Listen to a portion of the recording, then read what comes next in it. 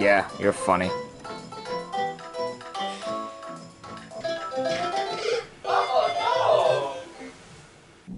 You know, despite my bias for the new Super Mario Bros. Series, I think I speak for everyone when I say that this series needed a desperate refresh many years ago.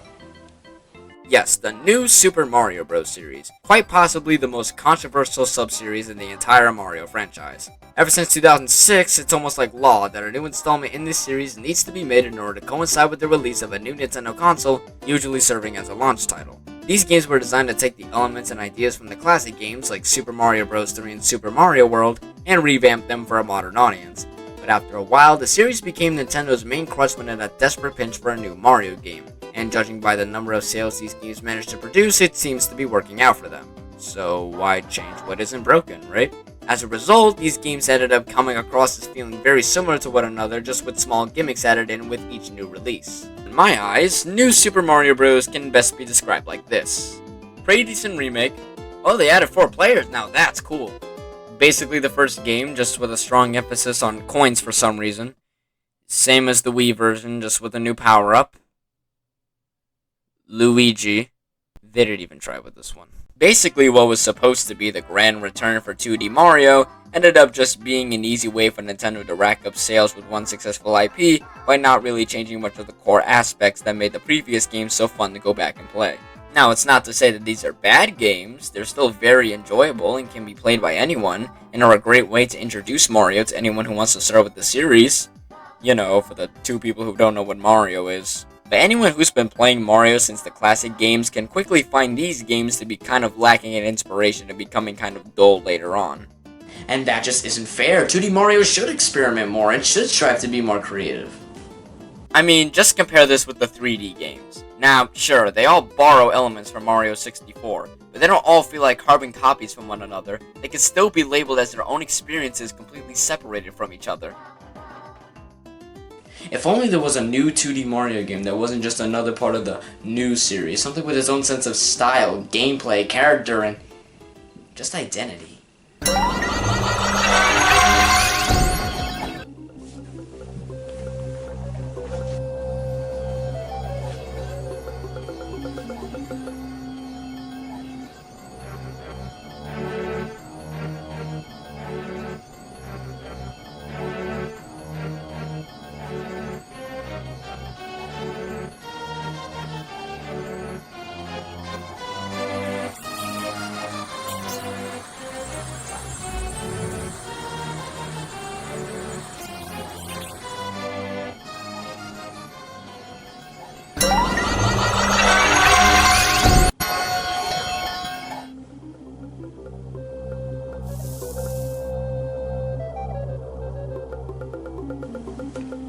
Super Mario Bros. Wonder?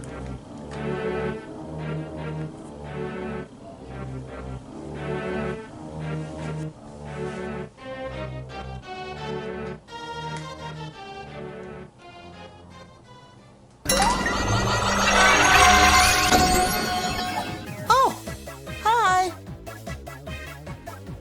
Who the hell are you? You just flew out of my game!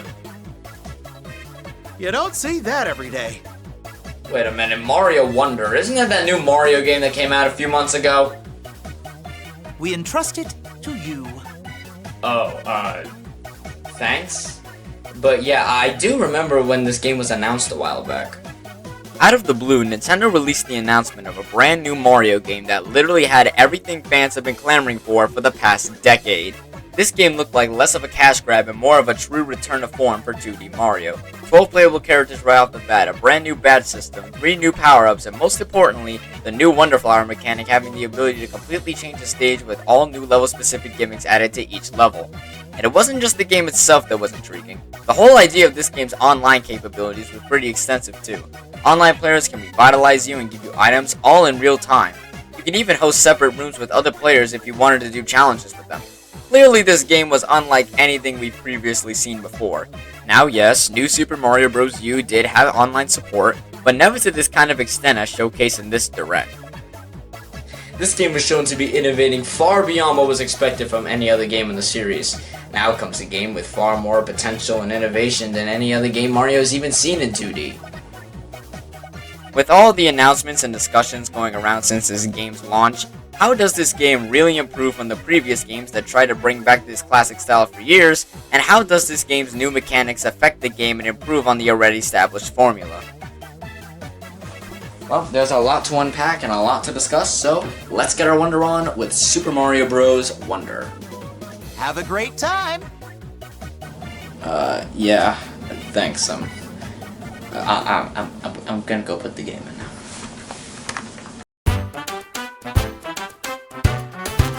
After getting past the title screen, you're then able to select your save file. Unlike New Super Mario Bros., where there's typically 3 save slots per profile, here, each profile only gets 1 save state. So if you wanted to start a new game, you have to use someone else's profile. I don't know why they decided to change that, it's so unnecessary. They should have just stuck to the default save system. What's also weird is that you have to enter a button combination just to delete your save file.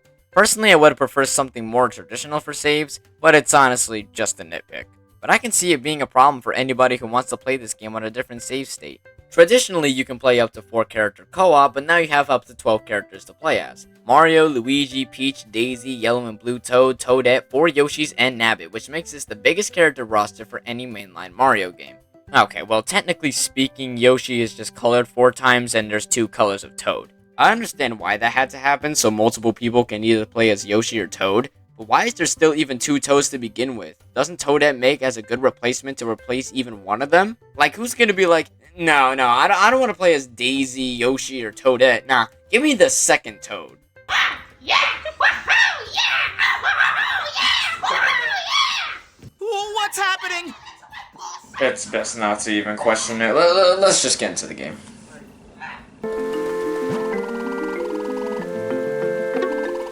The game opens up with Mario, Luigi, Peach, Daisy, the Toads, the Yoshis, and Nabbit for some reason, all headed over to the Flower Kingdom after receiving an invitation for Prince Florian, the ruler of this kingdom, who might have been possibly inspired by the prince from the Mario movie back in 1989. Damn, that is a deep cut.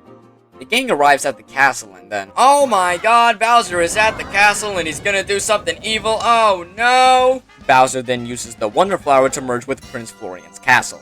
After farting out a bunch of piranha plants, he goes around the kingdom locking up these little flower dudes, the Poplings, into their homes and sets out to take over the Flower Kingdom with his newfound wonder power. And it's up to Mario and friends to go kick his ass, retrieve all the royal seeds, save the Flower Kingdom, and return Prince Florian's castle back to safety. It's a basic plot, but pretty standard for a Mario game. It actually falls more in line with Super Mario 3D World's plot, where in that game, Bowser tries to take over the Sprixie Kingdom and also kidnaps their residents, in this case, the Sprixies. There can also be connections that trace to Super Mario World, where Bowser tries to take over Dinosaur Island, while also capturing the residents in that area. He may have a hard-on for dictatorship, but I'm getting ahead of myself. This game also takes a lot of design aspects from previous Mario games, but we'll get to those later on. Also, I think it goes without saying that I will be spoiling most of the game, so if you're interested in seeing what happens next and you don't want anything spoiled for you, well, there's a warning. So with all that being said... You're just gonna leave? Well, I don't want to ruin the game for anybody who wants to play it themselves. Oh, make sure you don't miss any. Any what? Surprises. Oh, yeah, well, don't worry, I'll try to be as thorough as I can. Well, let's get into it. We enter the first stage in the Flower Kingdom, where the game very clearly and greatly displays its complete new facelift. I mean, it's no surprise that this game looks phenomenal. Every sprite, every enemy, and every character you interact with is packed with tons of personality. Gone are the assets and elements that were constantly recycled with the older games in the series. Not a single aspect carried over. Here, everything is 100% original and created from the ground up with all new animations given to each element. And as you've seen before, there's these talking flowers that give commentary to anything going on in the stage. A lot of people say that these are annoying, but I personally don't mind them. And besides, there's an option for you to turn them off if they're really getting on your nerves that badly. Oh, was it something I said? That's just adorable, come on. Right off the bat, this game goes out of its way to stand out as much as possible from a visual standpoint. I personally think it does a good job with representing the game as a whole, taking something familiar and adding and expanding on it on how to push it further. And as a result, the actual setting of this game becomes much more memorable and stands out greatly because of that. It truly feels like you're in a different setting rather than having a few cosmetic changes happening in the background. Each character reacts in different ways from each other as well, which is a great way to have all 12 characters stand out from one another, as opposed to New Super Mario Bros. Where each character just tends to have one blank expression throughout the entire game.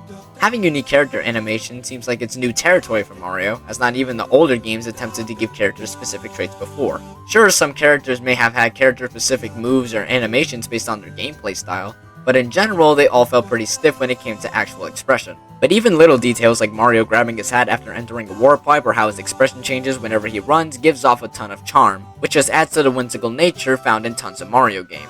Now I could gush about how much I love this game's art style, but for now, let's move on to the controls. For the most part, the standard controls sort of mirror what's been established from the new Super Mario Bros. Games. You have a spin jump, the ground pound, the wall jump, but for some reason they decided to get rid of the triple jump. Why? That move was so much fun to pull off. I mean, sure, it wasn't like in 3D Mario games where performing it can sometimes help you with platforming, but it still felt so rewarding because it acted as some sort of surprise when you pulled it off. It made you feel like, oh shit, you can triple jump in this game? Oh man, I didn't know that. That's kind of cool. It's not a total loss, but it still would have been nice if they had found a way to keep it in. Playing as either Mario, Luigi, Peach, Daisy, Toad, or Toadette allows you to play the game as normal, while the Yoshis and Nabbit are this game's easy mode. They can't use any items or take damage from hazards, but Yoshi is able to eat up enemies and spit them out, as well as having the ability to flutter jump just like in Yoshi's Island. Nabbit, on the other hand, can't really do much of anything unlike Yoshi. So really, why would you want to willingly play as him in the first place when Yoshi offers way more abilities despite also being an easy character to play as? Just saying. While I do appreciate the vast amount of selection done with the playable character roster, there is one thing that I really wish they would do that they don't really do anymore when they put multiple characters in a Mario game, and that is giving each character individual gameplay styles. I know I just went over Yoshi's abilities, but this game would have been the perfect opportunity to bring back every character's unique attribute just like in Super Mario Bros. 2. In that game, there was 4 characters to play as: Mario, Luigi, Toad, and Peach. Mario was the most balanced character, Luigi can jump the highest, Toad can run really fast, and Peach could hover in the air for a limited amount of time. By picking a different character, you had the potential to change how you would take on a specific level, so the game would make you think about which character would work best in the situation that you're placed in. Now, they did return to this concept in Super Mario 3D World, but it has yet to appear in a 2D Mario game. And I feel like this would have been the perfect opportunity to do so now that they decided to bring back Peach and already completing the Mario 2 roster. Daisy and Toadette didn't even need their own character-specific traits either. Daisy could have floated just like Peach, and Toad could have ran past just like the Toads. I know it seems like a lot to ask for, and admittedly it does seem fairly trivial to the game itself, but it's still a really good concept that I feel like could have been utilized in this game a lot further, like how they expanded with other concepts from previous games. But the absence of this detail really doesn't affect the game at all. The standard controls are still as practical as they need to be. But the basic moveset isn't the only way you control the game, with the introduction of new power-ups being added. Most notably the Elephant Fruit, which is seemingly this game's version of the Tanuki Leaf or the Cat Suit, as it transforms Mario into a specific animal and gives him the characteristics relating to that animal. Not to mention being one of the main selling points of the game, but I digress. When equipped, you're able to smash through bricks with your trunk, launch projectiles back at enemies, run over large gaps, and also be able to spray water revealing secrets from other flowers. And if you manage to reach the end of a stage with your trunk full of water, you're able to spray and water the poplings at the end of each stage, which is the detail that is so goddamn adorable. I mean, just look at him. It's actually a unique take on the traditional power-up format, with the size of the elephant and its overall strength affecting the other aspects of the item, which I think works quite well. The bubble flower acts kind of similar to the baby blue Yoshi seen in New Super Mario Bros. U, where blowing bubbles can act as extra platforms you can bounce off of. You can also use it to trap enemies that you normally couldn't with the standard power-up, basically taking an old concept for an item and making it into an official power-up, because you aren't restricted by having to constantly hold an item to use it. And lastly, there's the drill mushroom, allowing Mario to jump and drill through dirt walls, ceilings, and even the ground, which can be useful for dodging attacks or getting through hidden secrets. They most likely got the inspiration from the drill power-up from Super Mario Galaxy 2.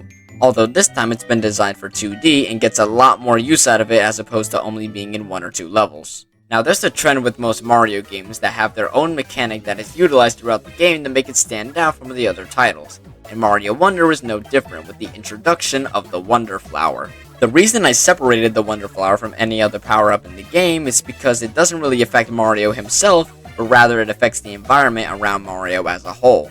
These can be found in areas in every main stage of the game, as well as designated areas where you need to use the flower as the main way to proceeding through the stage. And I'm just gonna let you know right now, there are 0 rules when it comes to these flowers. Touch one of these and literally anything can happen. From singing piranha plants to the ground becoming sentient, to turning into a blob of goo, to turning into a spike ball, to making enemies giant, to free floating through the vacuum of space, to free falling from the sky, they do it all. I'm not going to go through every single transition as there's just way too many to go through, but I will go through some of the transitions that really stand out or if they affect the game in a major way. But for now, let's move on to the world map. Now, world maps are nothing new for Mario games. They've been doing it since Super Mario Bros. 3 on the NES. But this game is unique as opposed to just having a linear path or just starting out on a branching path. The map starts out linear with its first couple of stages, but becomes more open once you get to Petal Isles, which acts as the main hub surrounding each of the 6 worlds. And without being restricted to a set path, you're able to play certain levels out of order. And if you want to unlock certain castles, you need a set number of royal seeds before entering. Honestly, it's similar to how the world map is handled in Super Mario 3D World, with the whole concept of an open-ended map and having the main collectibles in each stage acting as the method of unlocking certain levels. As for the theming, they decide to approach the main environments a little differently. Yes, you still have your typical grass, sky, dirt, sand, beach, and lava stages, but here they're more fleshed out and more meticulously detailed to make it look like you're truly in some other part of reality from the Mushroom Kingdom. Once again, taking something familiar and twisting it around to make it feel completely brand new. In almost every stage, the stage elements are actually used to enhance the game's mechanics. It never feels like you're just seeing a small section of a stage, but instead getting a grander sense of the scope of each level. A great example of this can be seen in Fungi Mines. Rather than just having a typical underground setting, there's actually a large presence of depth even on the world map alone. And it's not just about the visual detail, but within the core aspect of how you complete each stage in this area. Unlike other worlds where you have to end with fighting a boss, you're taking on a sort of side quest to rescue a bunch of poplings who got lost in the mines that you have to go and save. The same can also be said for World 3. Instead of fighting a boss, you go through multiple trials in order to reach the top. Here they put more emphasis on the actual journey through the stages rather than the destination, which would seem like it would be more reserved for an RPG rather than a platformer. And that's really what I'm trying to get at here. There's more of a greater sense of world building with each new area, which is something Mario games have mainly reserved for 3D titles. But the way they incorporated this aspect in a 2D Mario game truly feels like it's bringing every opportunity to expand on the world as far as it can go, which is definitely a nice change of pace from just having to get to point A to point B without much leniency. And yes, while it is kinda disappointing that Worlds 3 and 5 don't have bosses, I can almost forgive it as they opted to have more emphasis put on the exploration of those areas, which can always be appreciated. The structure of each stage is also similar with later entries in the series, with each stage having 3 10 purple coins, this game's version of star coins or green stars, and some stages having alternate exits in order to find hidden stages. Now you could argue that this layout started with Super Mario World, but they did simplify the way this structure affects the game. In Super Mario World, the Dragon Coins were not a mandatory collectible in order to advance through the game. There were 5 coins to collect, and if you collected all 5, you would be rewarded with an extra life. Nothing more. In more recent games, there's only 3 coins or items, and they're actually necessary for 100% completion and for advancing through the game's levels. Personally, I prefer how stage collectibles are handled in the modern games as opposed to Super Mario World, as that entices you to further explore the environment rather than just completing each stage at face value. As for the secret exits, well, that's kind of a different story. In Super Mario World and in the new Super Mario Bros. Games, alternative exits were either to find hidden levels or skip ahead in the world map. Sometimes the secret exit would take you to a certain level that you couldn't reach by taking the intended path. In Mario Wonder, however, secret exits are not only used to unlock hidden areas, but also mandatory for collecting every Wonder Seed, which means you would have to go scouring each stage for a hidden exit just to fully complete the level. This could be problematic your first time playing because you can be completely unaware of each exit when you're just grabbing each Wonder Flower seed and each exit seed like normal. And most of the time it's not inherently obvious where the hidden exits are located. Some are fairly simple, like simply not riding the stampede of rhinos in World 1, or going down a death pit only for it to be a secret exit. Now I suspect that they did this so you wouldn't just run through the stages and see everything the stage includes, but I feel like they already achieved that with the 10 purple coins, so I really don't feel like it was necessary when the original style would have been completely serviceable. Now it isn't inherently a bad design aspect. After all, there's more of it enticing to find every exit in a stage, but it feels like you have to backtrack in order to find everything in most stages. It feels like you have to play certain stages a total number of 3 times in order to find everything, which can really affect the game's pacing. Now there may be people who might prefer this design aspect, as it gives you more of a reason to further explore each stage, and if you do, that's totally understandable if people find that to be a positive. Personally, I prefer something a little more reminiscent of the older entries so they can be more emphasis placed on general level design, as opposed to finding one out of the way area just to achieve one objective. Now this isn't a problem for every stage, only a handful, but it still does play a pretty major role when going for 100% completion. Scattered around each world map are a handful of mini challenges in order to obtain even more Wonder Seeds. Some stages may involve you playing a certain Wonder transition designed to complete a stage like mentioned earlier, but there's also mini challenges called KO arenas, bonus areas where you beat a certain number of enemies in a certain amount of time to earn all 3 10-flower coins. At the beginning of every arena, you're able to pick any item of your choice before you enter. At times, it can be frantic trying to defeat all the enemies in the time allotted, but overall it still makes for a really fun challenge. Also scattered around the pedal aisles are these Wiggler races where you race a giant Wiggler on roller skates in order to win a Wonder Seed. Just think the races with Koopa the Quick from Mario 64, but in 2D and a lot more challenging. You even have all these talking flowers cheering you on during the race, which is a really nice touch.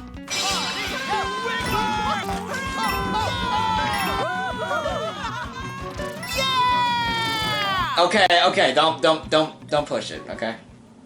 There's also search parties where you're placed in an enclosed area and are tasked with collecting 5 Wonder Tokens in order to reveal a Wonder Seed. Some of these coins can be placed in pretty obscure places too, like this one in Puzzling Park. How is anyone supposed to find that without cheating? Wonder Tokens can also be found in certain stages after touching a Wonder Flower, most notably in Roller Koopa Derby. Speaking of, who was the freaking genius that decided to give rollerblades to Koopa Troopas? Because that guy needs a raise, like seriously. There may also be an occasional note block room where a classic Mario theme is played before you can grab the Wonder Seed.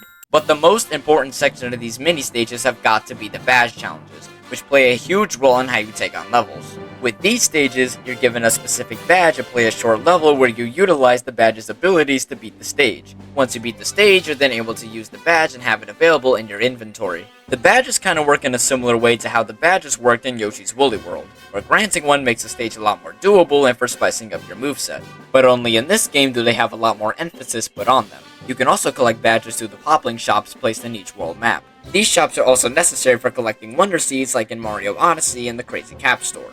Only this game doesn't have any cool costumes. Disappointing, I know. You can also use these badges to purchase extra 1-ups and standees for when you want to play online, but we'll discuss that more later on.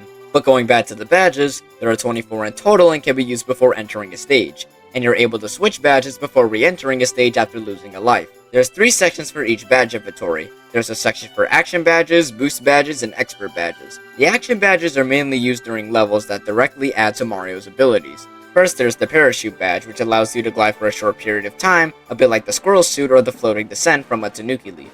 The floating high jump allows you to jump higher and float slowly towards the ground. Just think of Luigi's standard jump that he has in most games, like Super Mario Bros. 2 or New Super Luigi U. The fast dash is made for anybody who wants to feel like a speedrunner.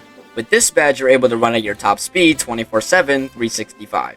It may be a little frustrating the first time using it, but you will get a feel for it eventually. The wall climb jump grants you a sort of boost after performing a wall kick off walls. This can be good for better getting on platforms if you need that extra boost before falling to your doom. The crouching jump lets you perform the same crouch jump from Mario 2. Just hold down for a short time and... piece of cake. This badge is especially useful for quickly getting up hard to reach platforms.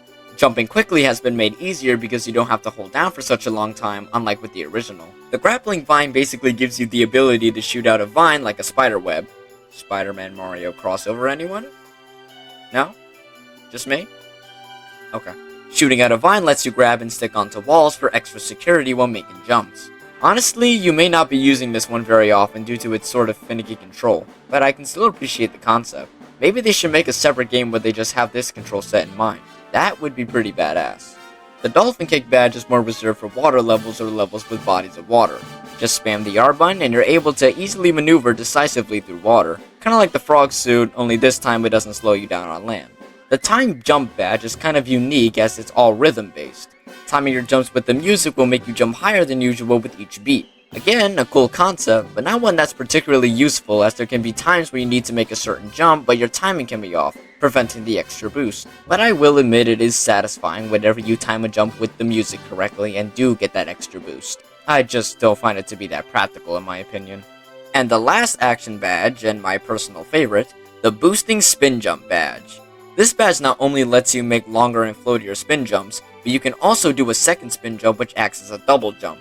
Sure, it's a little bit overpowered, but that's what makes it so fun to use. It's like if you took the propeller mushroom and made it even stronger. It's really satisfying once you get the hang of it.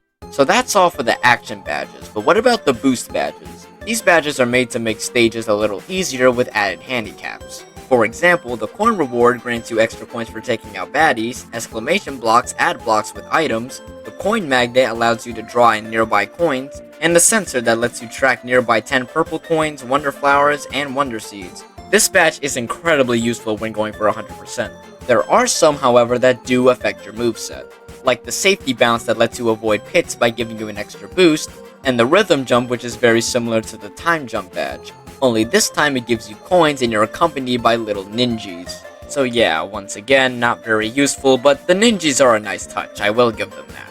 And finally, I'll be grouping all the item boost badges at once because they all basically do the same thing.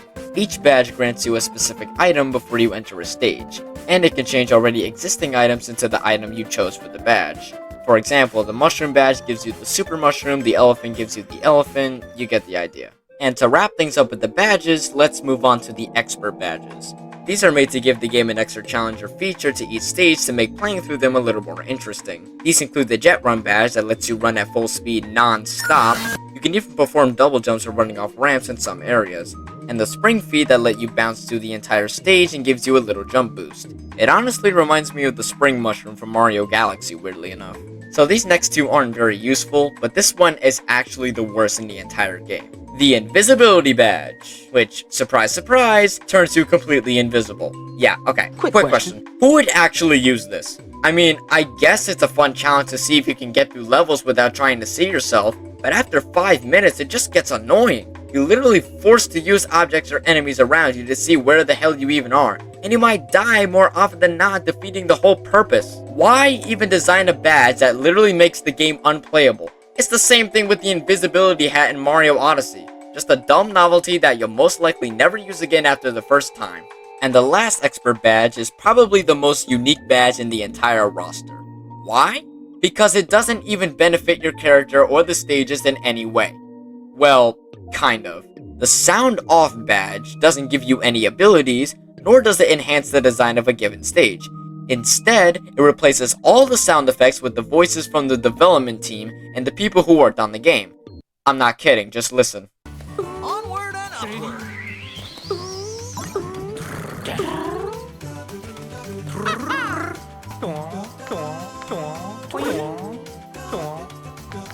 Howie Zowie!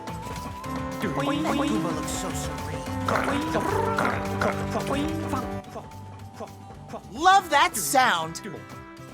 Yeah, I don't.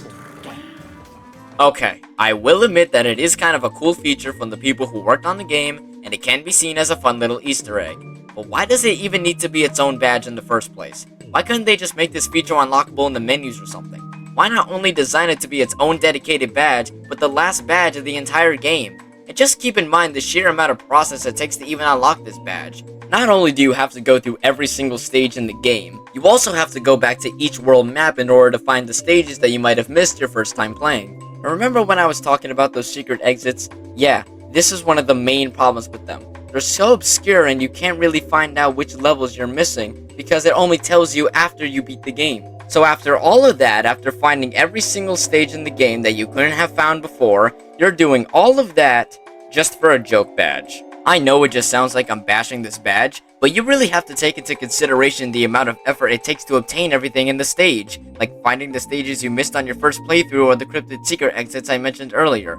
So in that regard, this badge just doesn't seem worth all that trouble and dedication. Now, did I have a bad time trying to complete this game? No, of course not. When a game has a ton of replayability and is consistently enjoyable throughout the adventure, it's almost secretly enticing to want to go back and try to find everything that the game has to offer. That's what well-designed games are meant to do, remain enjoyable even after multiple playthroughs. My main issue isn't with the badge itself, but the fact that it could have had so much more potential to be replaced with something even more, like a badge where you can have every ability at once, or maybe a brand new ability, you know? Well, at least it's not the postcard from Super Mario Sunshine, which is still, to this day, the biggest middle finger in video game history. So overall, I do really enjoy the badge system despite a few of its design aspects. There's still a great change of pace and really let you tackle a stage in any way you see fit. It can give you a sense of freedom of your moveset, which is definitely something that isn't common with most Mario games. Personally, I feel like you'd be getting the most use out of the action badges, as they make going through a stage a lot more approachable if you know which badge to use. Boost badges can be useful for making a stage easier depending on your circumstance, like if you're trying to find every 10 purple coin or if you just need an extra item to get through a stage. And despite my indifference to the expert badges, they could be a fun way to add a little extra challenge to the game. While I don't see myself using them very often, there can be some people who find more use for them. So that covers all the badges, but now let's talk about another major part of the game, the boss battles. At the end of almost every world, you'll enter a castle area and need to take on Bowser Jr. with his newfound wonder power. Beating him will reveal a royal seed which gradually gets rid of the cloud piranha plants that surround Bowser's castle each time you beat one of the 7 worlds. While I do like these new boss fights and new challenges the mechanics bring to the fight, I do wish that there were more characters to fight outside of just Bowser Jr. This game introduces tons of great enemies with unique abilities that would make for some awesome boss fights, a bit like in the first new Super Mario Bros. Game. That game didn't rely on the Koopalings to add variety to the boss fights, so I feel like it would have been nice if this game could have done something similar. Now that's not to say these battles aren't interesting, because they're definitely a ton of fun. Each boss fight still has a unique arena with its own attack pattern. For World 1, Bowser Jr. uses the Wonder Power to alter his size for both himself and Mario. It starts off easy where you grow in size in order to attack, but it gets ramped up during the halfway mark where the roles are reversed, where you shrink but Bowser Jr. grows in size. It takes 4 hits to knock him out instead of 3, which may not sound like much, but it does give the chance for the battles to last longer and make room for newer attacks.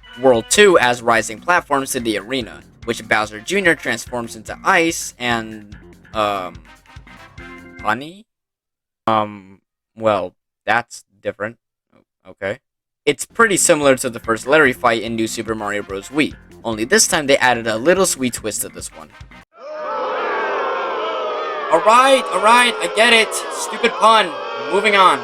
In all seriousness, I do really like the concept of the changing platforms, but they did leave in one detail that really tanks on the difficulty for me. Like in with the original fight with Larry, Bowser Jr. can also get stuck in between 2 rising platforms, allowing you to easily avoid him. They do try to remedy this by having him follow you around as opposed to going in a straight path, and having him being able to sink into the honey platforms, but I still think they could have eliminated the stuck between 2 columns flaw completely. They could have had Bowser Jr. try to jump out of the platforms rather than just stay on the ground. This not only would have reduced the getting stuck issue, but it also would have made the fight a little more challenging. World 4's boss fight has control over the water level and level placement. Kind of ironic considering that World 4 is also the sun-baked desert, but maybe that's where all the water went, I don't know. The wonder effect here changes the placement of the water, from having it being on the floor to the ceiling and even flow in little segments in the air. There's also spikes that appear periodically through the fight, and for the last phase, all elements occur at once. Personally, I recommend using the Dolphin Cake badge with this particular fight, as you can swim faster while dodging all his attacks quicker than you normally would without having the badge equipped. There's also times where Bowser Jr.'s bandana comes after you when you're both swimming in the water, but it's really easy to avoid, and you'll probably get to his head before he even has time to even make an attack. I do enjoy the overall gameplay for this fight, but it is admittedly on the more mild side of difficulty, but it's still a fun concept for a boss. And for the last Bowser Jr. fight in World 6, the set piece has platforms that come to life, using the exact same Wonder transition from Muncher Fields, only this time it adds doppelgangers of Bowser Jr. to trick you into stepping on the wrong one. The fight also blacks out each of the characters for added difficulty when choosing the right Bowser Jr. Now for being the true final mid-boss in the game before facing off Bowser, I gotta say, this boss is kind of anticlimactic for its position. Now that's not to say it's bad or anything, I just feel like they could have taken the concepts that they introduced to the fight and have a lot more fun with them by having them play a much larger role. The walking ground transition barely has any presence within the actual fight, doesn't add any difficulty to the fight, nor does it make it inherently easier. It's just kinda there. There just isn't enough room for the platforms to really do anything in the fight, only acting as some kind of obstacle that you have to deal with. But again, it doesn't make the fight any more challenging, so why bother? If they wanted to introduce this wonder transition to the fight, they could have had the platforms play a bigger role of the actual layout of the stage. Maybe have the ground rise up like in Muncher Fields. That could have given the platforms the chance to actually affect the arena and make it more challenging. And then there's the whole doppelganger element to the fight. Many Mario games have tried to do the trope of, oh man, make sure you step on the right Koopaling, you don't want to step on the wrong one. But the main problem that keeps occurring with this element, it's really easy to tell the difference between the real Bowser Jr. and the imposters. Now they do try to fix this in Mario Wonder by having the foreground elements black out on occasion, but that also could work against itself, because the real Bowser Jr. has his Wonder bandana glowing in purple, which is a dead giveaway. Now I know it just sounds like I'm just bashing this fight, but there are things that happen during the fight that are legitimately interesting. For instance, Bowser Jr. can now shoot himself upward when in his shell form to accommodate for the higher platforms, which actually does make the fight more challenging, and is really noticeable when all the clone Bowser Jr. start doing the same attack. It's honestly a good thing that they added this attack, because without it, it would have been extremely easy just to home in and actively rack up hits. So it's a design aspect I can definitely appreciate. And despite what I said before, I actually do like the blackout feature that's introduced. It too could have made the fight a lot more challenging overall, but it just has that one flaw that doesn't make it as effective as it should be. So yeah, I do like and appreciate the concepts and ideas that are brought into this fight, I just think it was a little poorly executed. So that covers all the Bowser Jr. fights, but now let's move on to some of the side bosses. Now you're probably wondering why I didn't just include every other boss with the Bowser Jr. ones. Well, that's because the placement of these bosses are very different from any other game. These other side bosses don't have their own designated levels dedicated to them, unlike Bowser Jr. fights in the end of every airship, as accessing these bosses will require you to touch the stage's Wonder Flower, which can be avoided, defeating the whole purpose of a boss battle. So for a while I was debating if I should even be classifying these bosses as just Wonder transitions. However, according to my research, these are still considered different kinds of bosses in the game, so yes, I am going to cover them. Personally, if they wanted bosses to have their own separate Wonder transitions, they should have just labeled their own individual stages in a more traditional manner. Now you might be saying that they wanted to surprise the player by having bosses not be as obvious to find, encouraging exploration throughout the stages that have them. Which to a certain extent may be true, but they still should have made it more clear which stages are meant for bosses and which ones are just regular stages. Because by not having a clear distinction of which stages are reserved for boss battles, they end up feeling more like side quests than they do actual bosses, which can be an issue for anyone who wants to keep track of the bosses that they've beaten or not. Maybe it's just an oversight, but I feel like it would have made the bosses stand out a lot more if they were categorized like in earlier games. But aside from that, how are these other bosses exactly different? Well, let's start off with the airship stages. Like every airship Mario stage, it's an auto-scrolling gauntlet of cannons, missiles, and bullet bills. The first airship has these little firework guys called Badooms, which let you blow up certain elements of the stage after stepping on them. You can even pick them up for a short period of time. I like how these guys are introduced. They don't actively try to hurt you, which is always a positive. They're more about getting access to stuff in the stage as opposed to just being another enemy. The Wonder transitions for these stages are also interesting, because touching this stage's Wonder Flower puts a giant target on your back. Literally. A target follows you around the stage, blowing up anything that it comes into contact with, and the only way to get rid of it is to touch the Wonder Seed at the end of the transition. Not only can this target be a fun hazard to avoid, but it can also help you get through other sections in the airship. At the end of each airship, there's a large Mecha Bowser attached to a long conveyor belt laced with obstacles that you have to avoid. And to beat him, all you have to do is press the red button on the top of his head. It's probably the most basic boss fight in the entire game. Just dodge some oncoming enemies and hit the button. That is it. It is actually really easy, disappointingly so, honestly. If they really wanted to make this boss a little more intimidating and difficult, they should have made the red button you need to press a lot harder to reach. Maybe have a small platforming section where you need to scale up a much larger Mecha Bowser vertically instead of horizontally, kinda like a 2D version of the Mecha Bowser fight in Super Mario Galaxy.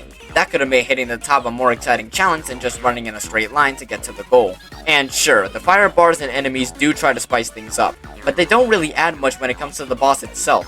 I'm still a little hesitant to even call it a boss just for how simple it is. It doesn't really attack you in any way apart from the enemies that it spits out, but they're still really easy to avoid as long as you pay attention to what you're doing. Now the last Robot Bowser fight does actually try to attack you in some way. Here, Robot Bowser is constantly shooting a large geyser of fire that you need to reduce by pulling onto these levers. So for this one, they actually try to change up the formula a little bit by having you clear a set path before getting to the end. But it still doesn't change the fact that the main method of defeating the big bot doesn't change at all, which is a shame because the new airship levels that they're all attached to are really fun and creative, with tons of great challenges that add new mechanics that make them fun to go through. But for these fights, they just feel like an afterthought from the programmers, simply just to have something in the room before exiting. I'm not saying there shouldn't be boss battles at the end of every airship stage. I mean, just look at Super Mario Bros. 3 airship stages with the Koopalings. Those fights were able to still be creative and challenging to take on at the end of every stage, where in this game, the airship bosses don't really try anything to make your first encounter of the robot memorable or really stand out. I personally find these fights to be the weakest part of the whole game. Not terrible, just really underwhelming.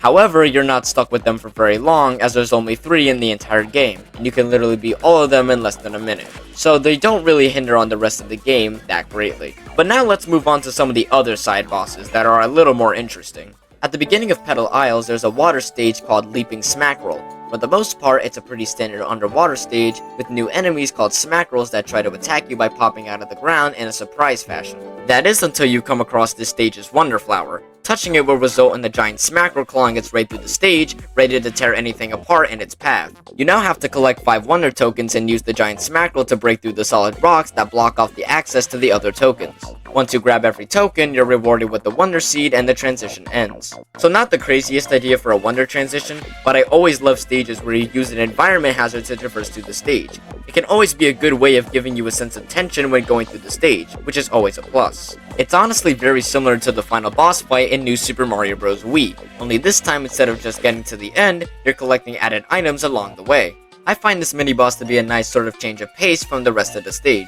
Moving on to the Color Switch dungeon found in the Sun-Baked Desert, it's a stage where you have to solve switch block puzzles in order to progress through the stage. Touching the Wonder Flower here summons the one and only Cosmic Clone. Similar to his appearance in Super Mario Galaxy and Super Mario 3D Land, he tries to mimic your movements in order to attack you, only this time now it's in 2D, making it even more challenging because in previous games you were easily able to maneuver around Cosmic Clone in order to not get hit. But in this game, you really have to be on your toes due to the stage's linear set path. His second appearance is in Beware of the Rifts, however he takes a more puzzle-oriented approach. You're once again tasked with collecting 5 Wonder Tokens, only this time you traverse a smaller closed-off area littered with several donut blocks and POW blocks, which you can use to stun the blacked-out bastard. Doing this makes it easier to grab all the coins and grab the Wonder Seed. I actually like this new puzzle element for the second encounter. They could have easily just repeated what they had done with the first clone's appearance exactly, but instead they went for a different approach, which is definitely more noteworthy.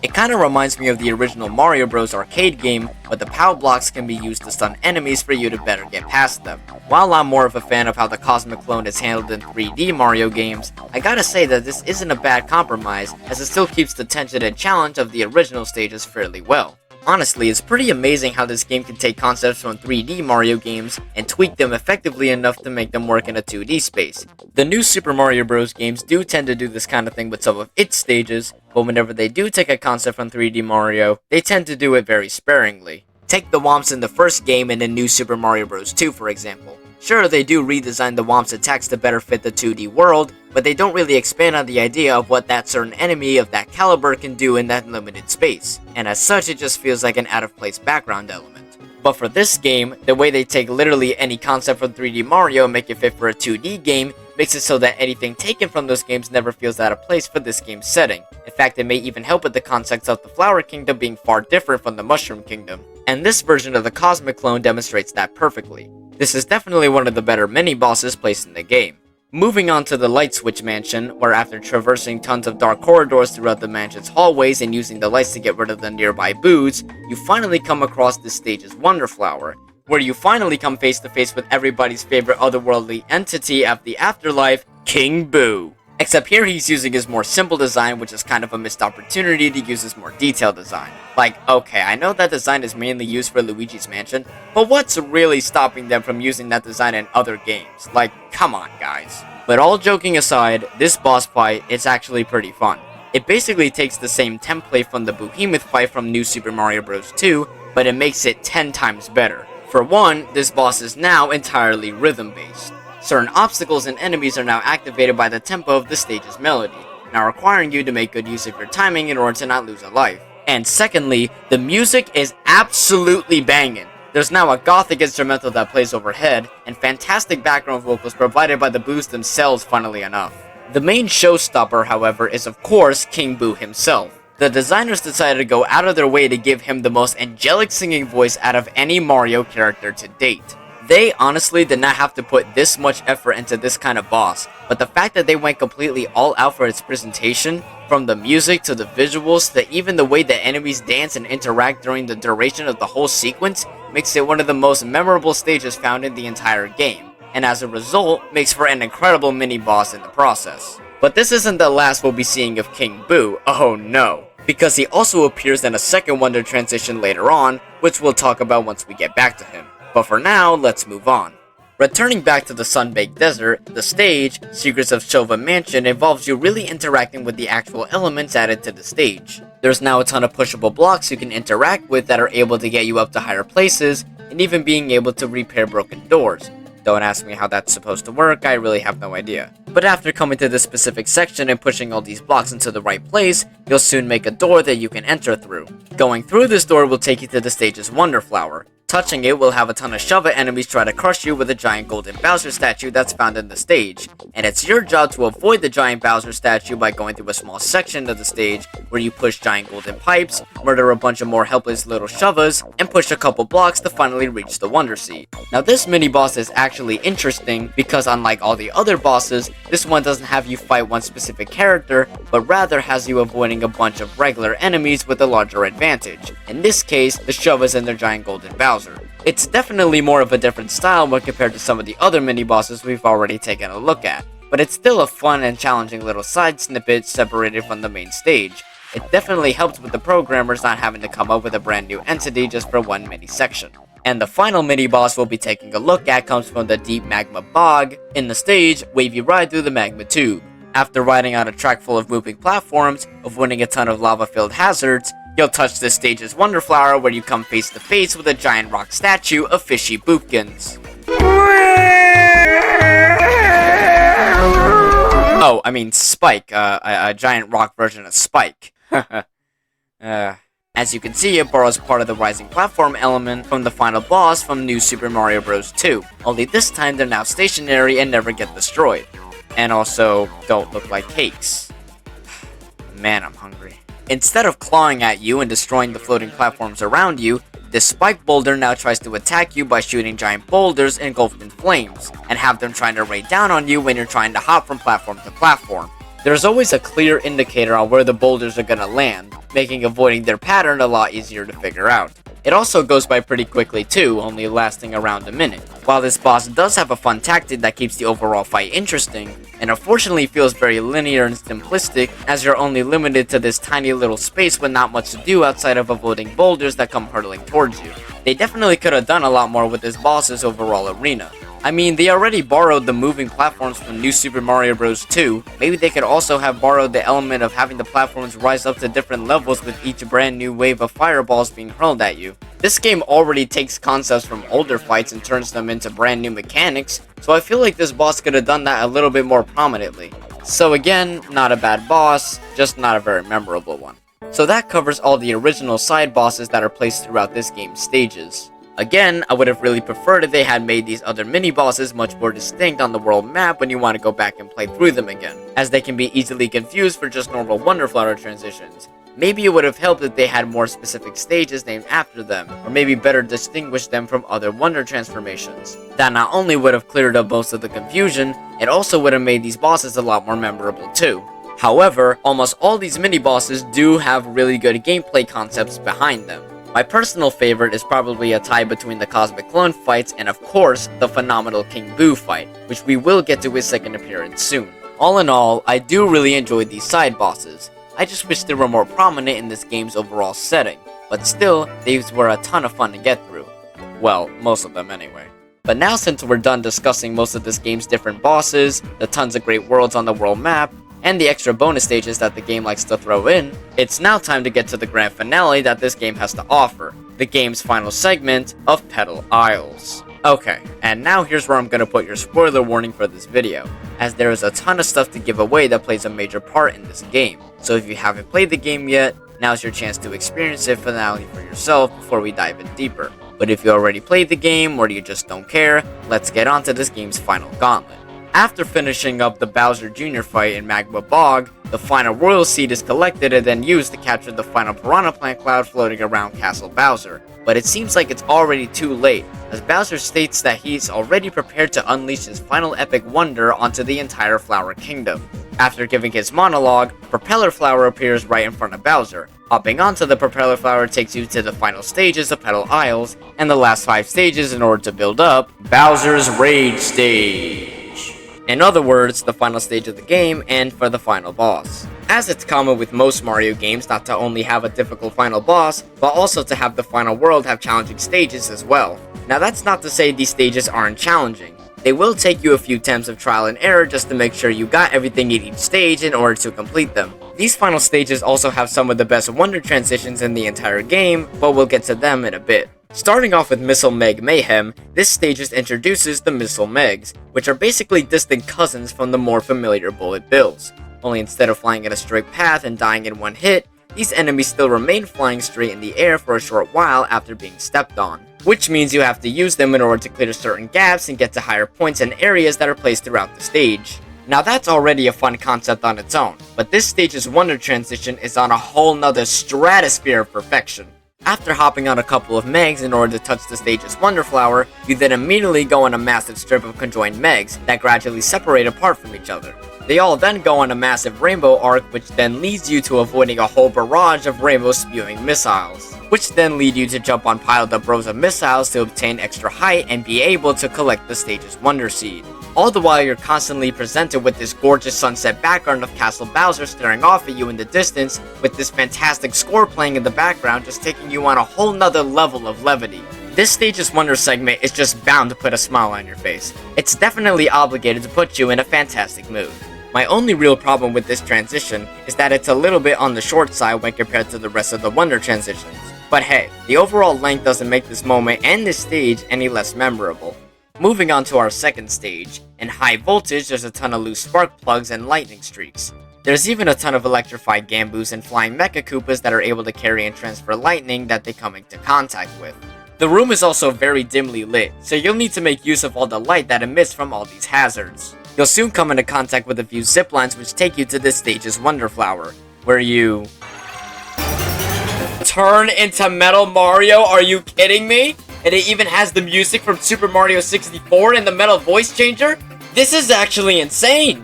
You know what? That's it. I can officially die happy now. But not right now. I still have a game to finish. This version of Metal Mario not only has the ability to become invincible to any hazards like in Mario 64, but also has a brand new ability. Just like with the Gamboos and the Mecha Koopas, Mario can also transfer lightning to different areas of the stage.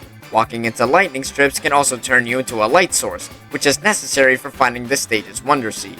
I really enjoy how they found a way to incorporate freaking Metal Mario into this stage. That was seriously the last character I was expecting to show up in this game. I mean, yeah, technically it's not officially the Metal Cap power-up, but hey, the Metal Cap is just one of the many Mario items that only had one appearance in the entire series, so you can take what you can get. They definitely took a risk with this stage's mechanic, but it certainly makes it one of the best.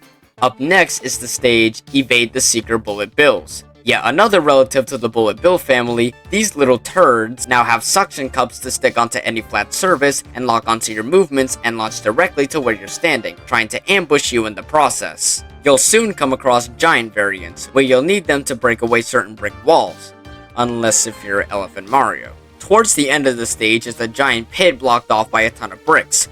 Falling down this pit not only leads you to the stage's checkpoint flag, but also to the stage's Wonder Flower, which eventually takes you on a boat bombing minigame. You're put on this boat made of blocks that have a giant cannon attached to it. Jumping on top of the cannon's button will launch a cannonball that can absolutely obliterate anything that comes into contact with. And while the cannonballs can destroy anything in its path, you do need to be careful, as secret bullet bills try to attack the cannon ship and make your boat block smaller. This segment almost turns the game into an arcade-style shooter, as it feels like you're playing a completely different game for a second.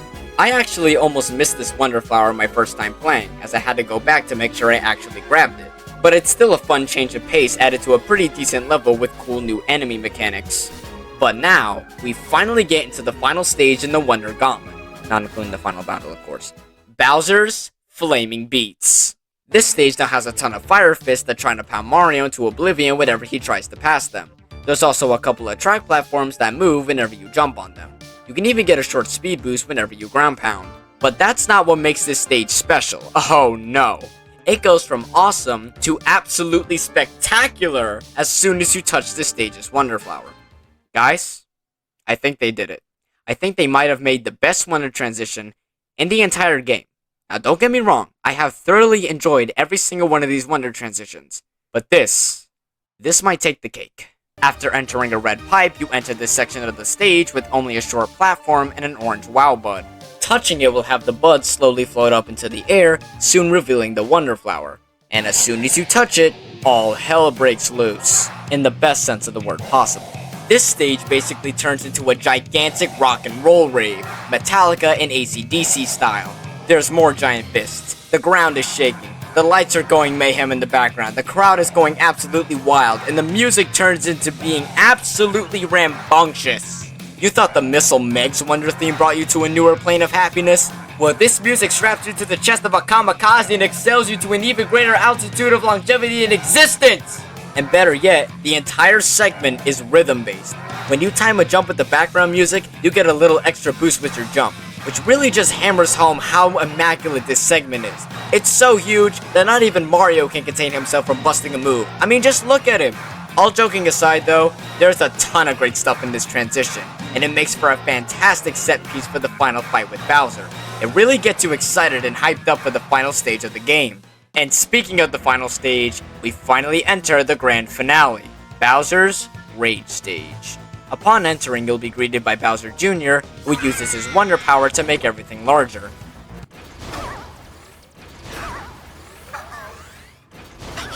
Haha, take that, you bastard! Oh crap, now I have to go through that shit! This stage is essentially a giant endurance of you going through all the things that you've experienced thus far. From dodging giant spike balls, to riding with the giant bearded dragons from World 6, to climbing up giant pole block chains, even the singing piranha plants make a return. And remember King Boo? Yeah, he's back too, returning with his angelic singing voice. And you end your journey by slowly floating majestically through an exit corridor, as one of the talking flowers congratulates you on how far you've come. I actually really like this tiny floating moment that happens. It may be short, but it acts as a great transition for your oncoming encounter with Bowser. It also acts as a nice little break from all the stuff you just went through. Like, you've just been through all this chaos, but now, it's time to mellow out. Just for a moment.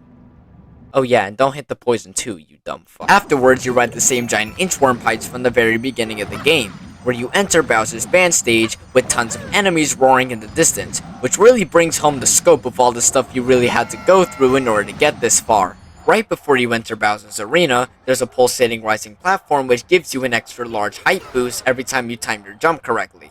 This jumping boost is also able to destroy large objects like these blocks. The way they included a sort of mini tutorial on how to take on the final boss right before you take on the final boss is literally ingenious. It tells you all the mechanics for fighting Bowser in just a couple of seconds. It may not have been absolutely necessary, as the actual method for the fight would have been pretty easy to figure out even without the small tutorial, but it's still great that they added that attention to detail. But now with all of that finally out of the way, we encounter the big baddie himself.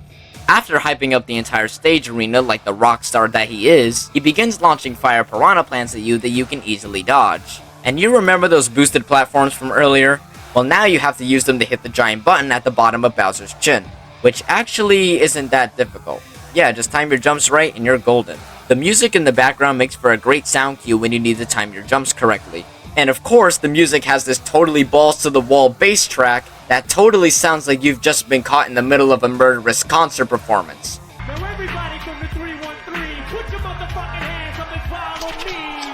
Everybody from the 313, put your motherfucking hands up. Look. Occasionally, Bowser will cover up his hitbox with one of his cloud hands, which you'll need to knock off before getting to his chin. Well, that's a sentence I never thought I would say. His second phase attack adds another boost platform and unleashes more of his cloud hands to try to crush you with. His third phase is where things get a lot more interesting. Bowser nearly triples the amount of platforms and now launches giant fiery piranha plants that split into multiple smaller fiery piranha plants. He also gets a hold of these giant spiky disco balls as he tries to launch them at you from above. In order to attack him this time, you have to get rid of all his cloud hands before landing your attack. After giving him one last swift uppercut, he then enters his fourth phase, where things really take a turn. Now instead of Bowser's weak spot being his chin, it's now revealed to be the top of his head. There's now 12 platforms in total, with 4 of them floating in the air. Not much is different, however. Just avoid the floating hands and smoke balls and land the final hit on his massive bonker.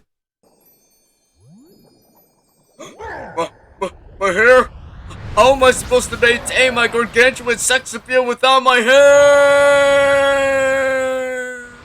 As Mario gathers all 7 Dragon Balls...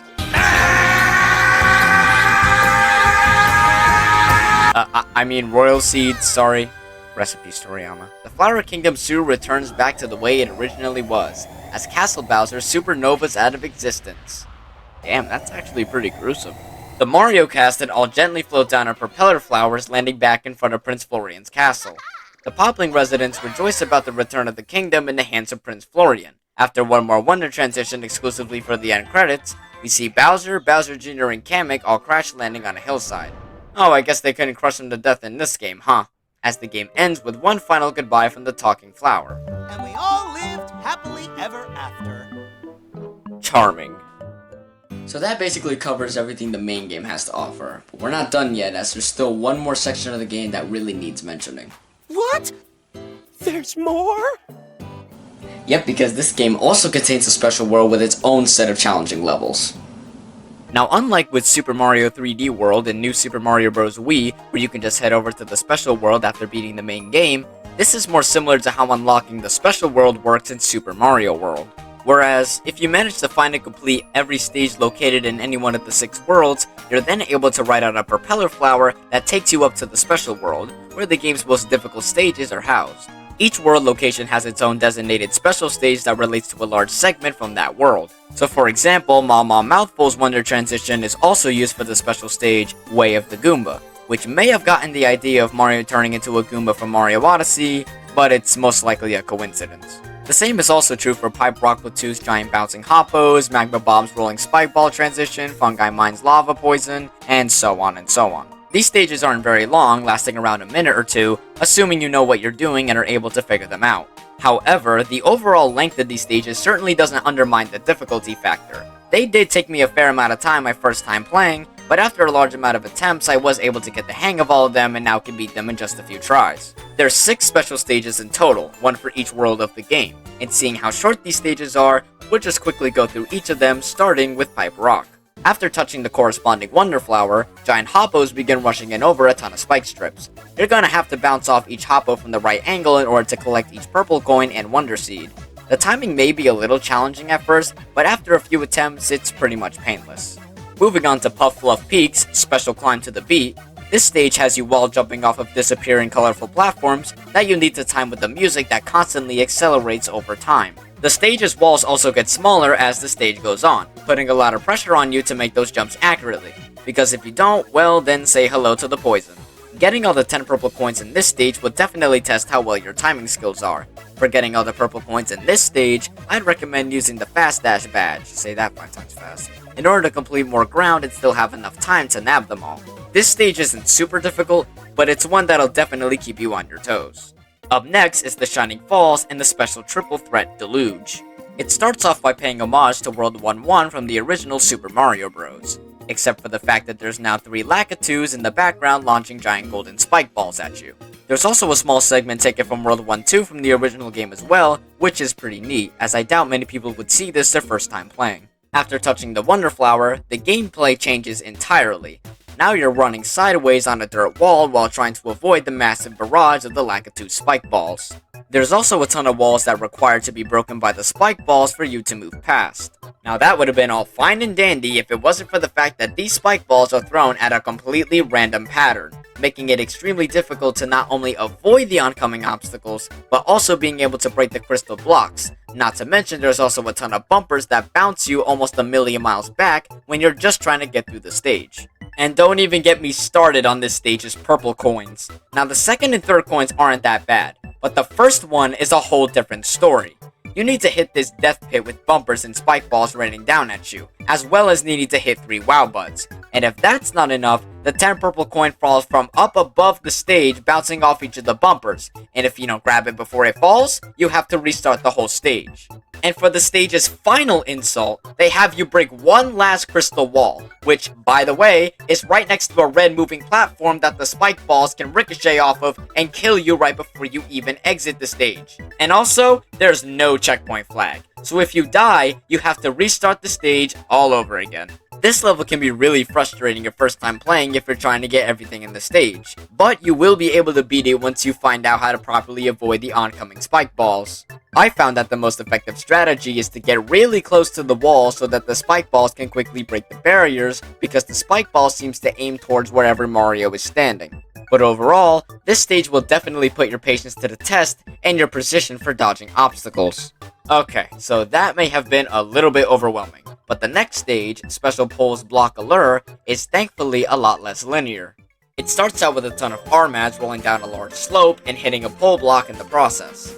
This is then followed up by even more R-Mads falling and rolling out of yellow pipes. You're supposed to have one of these R-Mads roll and hit one of these vertical facing pole blocks, but you can easily thwack them with your trunk with the elephant fruit or just by grab pounding the block yourself. Climbing up this pole will take you up to these bloom enemies passing on by, with one of them having the stage's Wonder Flower embedded inside of them.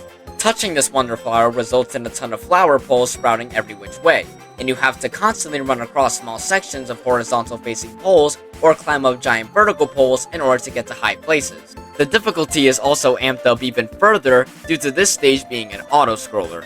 So the pressure is on as you need to move quickly while dodging all kinds of R-Mads and bouncing off every bloom before reaching the stage's Wonder Seed. There's also a ton of mummy enemies called mumsies that can really get in your way when you're scrambling to get through the stage before the screen presents you with your untimely demise. Getting all 10 purple coins in this stage is no easy feat either, and requires a large amount of reaction time and accuracy.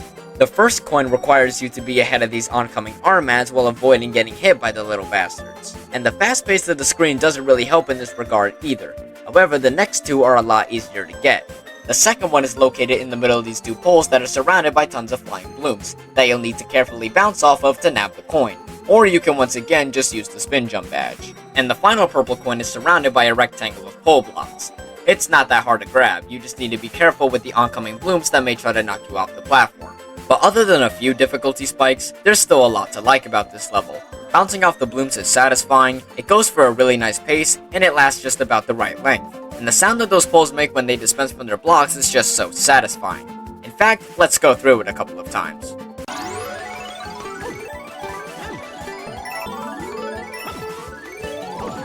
Okay, time to move on. Up next is Fungi Mine's Special Dangerous Donut Ride. Right off the bat, this stage starts off with you trying to dodge a ton of spike blocks, with a trompet enemy just kind of chilling out, I guess. The first section of this stage relies heavily on you falling on these donut platforms in order to get to the stage's Wonder Flower. There's also a ton of little sparky enemies and hothead enemies that control small sections of donut blocks that you'll need to dodge. And remember, the donut blocks do take a while to fall down, which may affect your timing and placement when trying to avoid the many hazards in the stage. The last donut platform you'll ride, well, besides the one at the end of the stage with the flagpole, also has a ton of hotheads and green gamboos that try to home in on you. And just when you think you're totally screwed by all the enemies trying to surround you, you'll then grab the Wonder Flower at the last second and immediately start free falling like Tom Petty after a plane accident. The walls also begin to close in on you with dark poisonous lava, and small sections of lava are also in the small corridor that you're falling down towards. There's also a ton of gamboos that fall from up above and will try to hit you. You can try to bounce off them, however, I highly recommend not doing that. It's really hard to time your bounces in a consistent manner, and it's just not worth the chance for an extra life. You're better off just avoiding them. There's also a ton of coin rings and even a ton of purple coins near the end of the stage, which will be especially useful later on. As for the purple coins, they're really not that difficult. The first one is right in plain sight, while the other two just rely on your reaction time. This stage is definitely on the easier side when it comes to the special world stages, but it acts as a nice little pit stop stage, a little break from the more challenging stages. But it doesn't last for too long, as the next stage, Deep Magma Bog's Special Solar Roller, makes things a lot more fast-paced and challenging. This stage's Wonder Flower has you transform into a giant spiky ball that not only has you rolling around at the speed of sound smashing through solid bricks, but also has you rolling through the stage as fast as you can in order to keep hitting these clock switches, to make these disappearing platforms appear before time runs out. There's also a ton of triangular bounce pads that you'll need to jump off of in order to clear those large gaps. And near the end, you'll even ride on a bunch of bearded dragons that are actually alive and thankfully not fossilized, to get over a bunch of giant floating lava segments.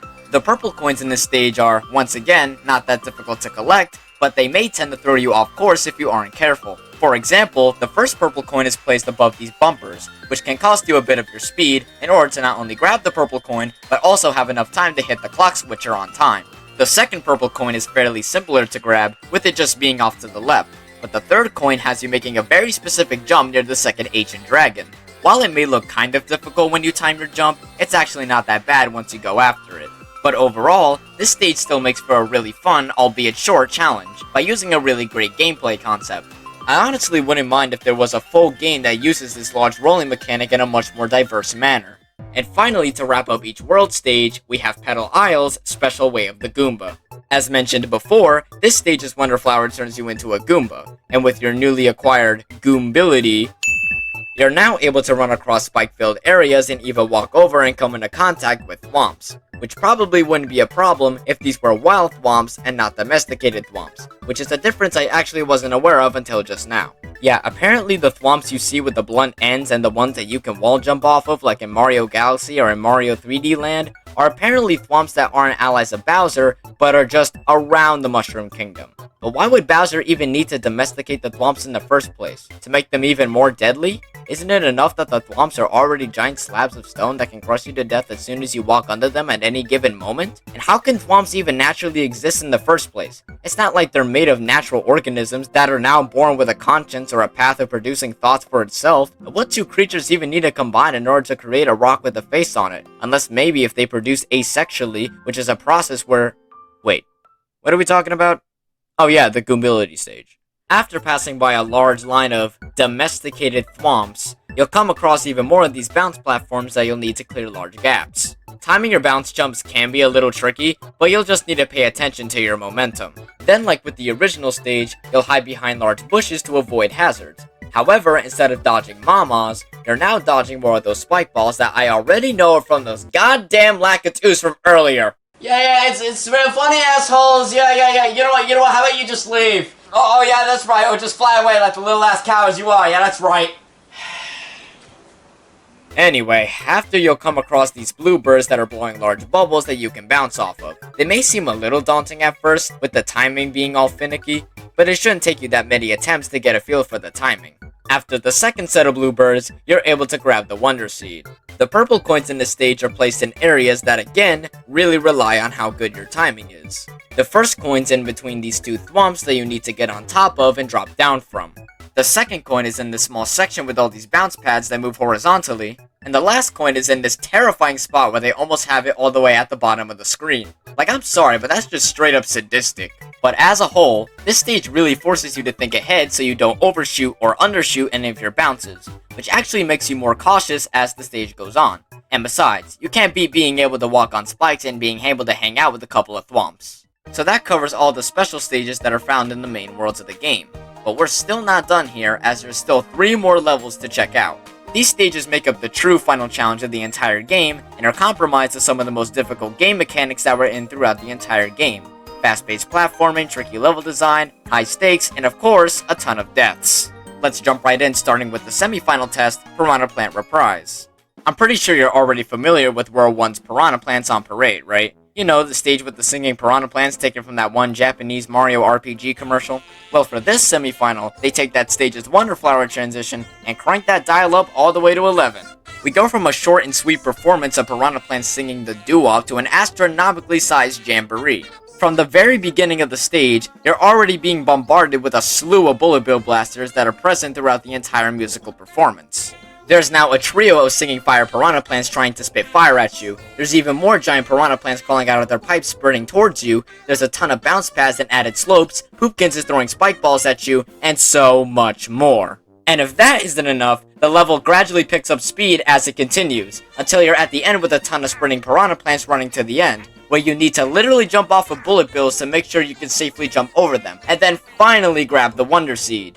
There's so much that this stage does that significantly improves on the original in so many ways. It's held at a longer length, the music is even more gracious, and of course, a ton of added challenge. But we're only just getting started, as the next stage, Final Test Wonder Gauntlet, takes it a step further. Before even playing the stage, you choose an item from this item roulette block, and you're gonna need it as this stage will definitely have you take a couple hits. It is a stage that is completely comprised of previous Wonder transitions you've already experienced, including, but not limited to, the Inchworm Pies from World 1, Slowing Down Time from World 2, the Nashers from Petal Isles, the Hoppy Cast from World 3, the Walking Ground from Petal Isles, the Missile Megs from Petal Isles, the Cannon Ship from Petal Isles, the Giant Rolling Hoppos from World 1, and to top it off, the best enemy in the entire game. Then when you touch the sea, the level is finally over. By God, this stage is just one giant clusterfuck, but in the best way possible. And did I mention, there's 0 checkpoints? Yeah, you're forced to do this stage all in one go, with 0 room for error. There's so much variety when it comes to this gauntlet, and the transition of each new Wonder mechanic is just seamless. This one will definitely put all your platforming skills to the test, and will push you to your platforming limits. Now I'm sure you're probably wondering, what's left? I mean, we just got done beating the final test, right? Surely there isn't anything beyond that, right? Well, despite the name of this particular stage, this is a matter of fact not the final test in the game. Because after you complete this stage, another propeller flower will show up and take you to the final test, Badge Marathon. I know, it's a super bullshit title, but that's what they chose to name it, ridiculously enough. And this stage definitely does not disappoint when it comes to being extremely difficult. Not only that, but this stage stands out from any other stage in the entire game. Why? Well, you know how you were able to select your badge before entering a stage for the first time or after you die? Well, for this stage, you are completely forbidden for picking your own badge. Instead, you have to go through a gigantic marathon with tons of difficult segments, with each one having to be completed by a badge's specific ability. And the difficulty really is determined by how good you've been with the badges throughout the game. So if you played a good majority of the game with, let's say, the spin jump badge, then the spin jumping segment should be nothing but a cakewalk. But on the other hand, if you come across a section with a badge that you haven't used in any of the main game, like let's say the grappling vine badge, it's going to give you a ton more difficulty on that badge's specific section.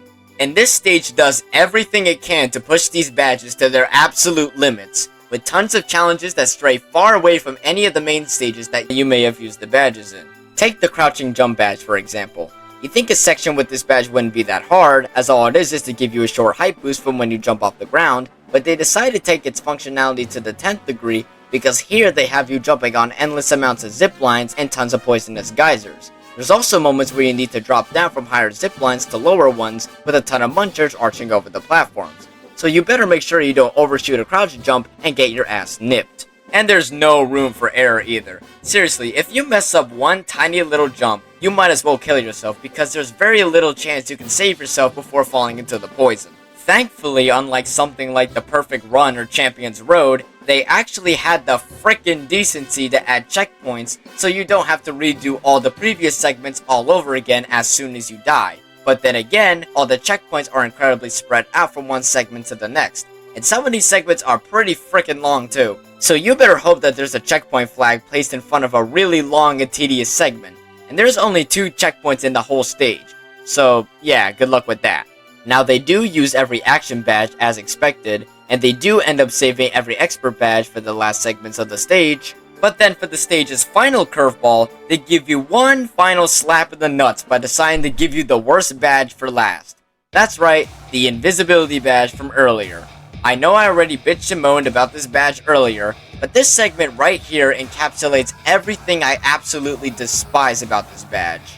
You have 0 indication of where you are in the stage, you have no idea where you're going to land after bouncing off of a bloop, and there is no sense of distance between you or any of the objects placed around the stage.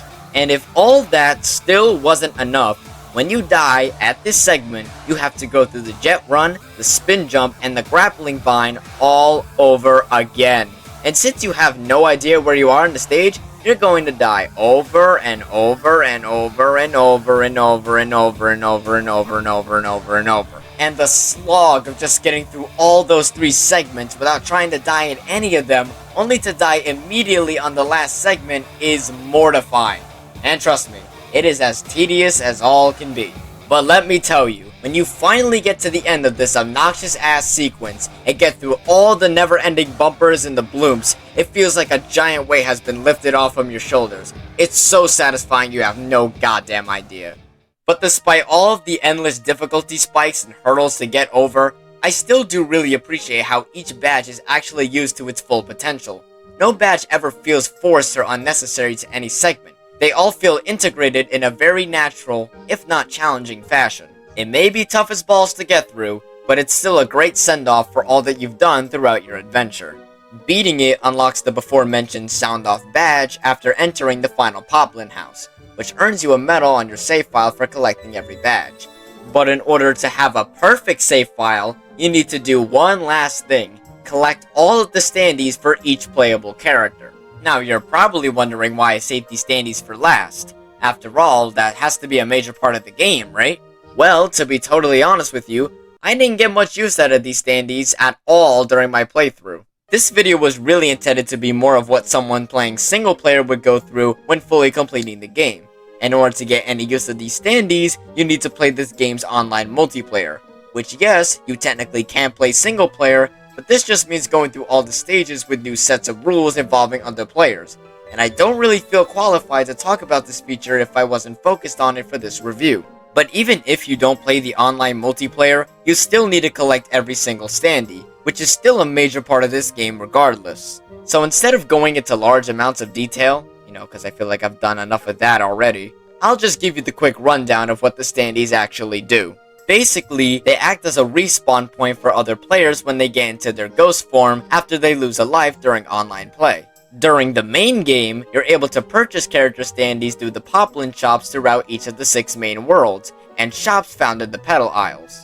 It takes 10 purple coins to purchase a random standee, and 30 purple coins for a character-specific standee, which means you might have to go and grind out a ton of levels with purple coins in order to collect every one of them. Unless if you're like me and you didn't even realize you maxed out your purple coin counter this whole time when you were playing, then all you have to do is go to a Poplin shop and just press the A button a lot. Yeah. Collecting all 144 standees will give you the final achievement medal on your save file, effectively completing the entirety of the game's content. Oh, and it also turns the title screen black too. Ooh. Yeah, okay. So finally, after completing and analyzing everything that this game has to offer, does it really live up to the expectations of what fans have been clamoring for after all these years? Well, in my opinion, I believe it does. As you can see with all the improvements, this game goes far beyond anything that has ever been seen in 2D Mario games leading up to this point, and I feel like it definitely breaks the mold for the recycled Mario formula that we've all been accustomed to for all these years. Here's a game that actually feels like it has its own sense of identity and is a game that can exist in its own right, which is completely justifiable considering the sheer amount of creativity and passion that comes from each element that you come across.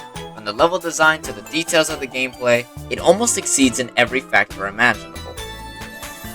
Now, of course, it's not a perfect game, as there are a few aspects that I do feel a little bit indifferent about even after my playthrough, but there's so many good aspects about the game that it almost makes you outweigh the negatives. It's definitely a well-balanced experience.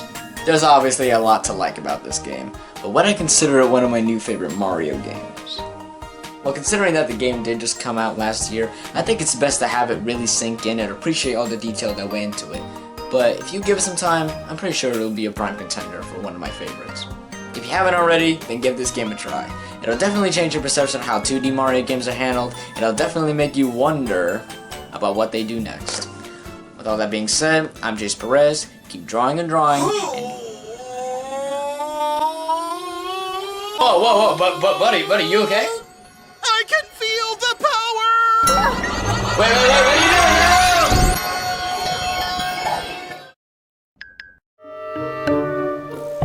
And we all lived happily happily ever after. Oh, this isn't good.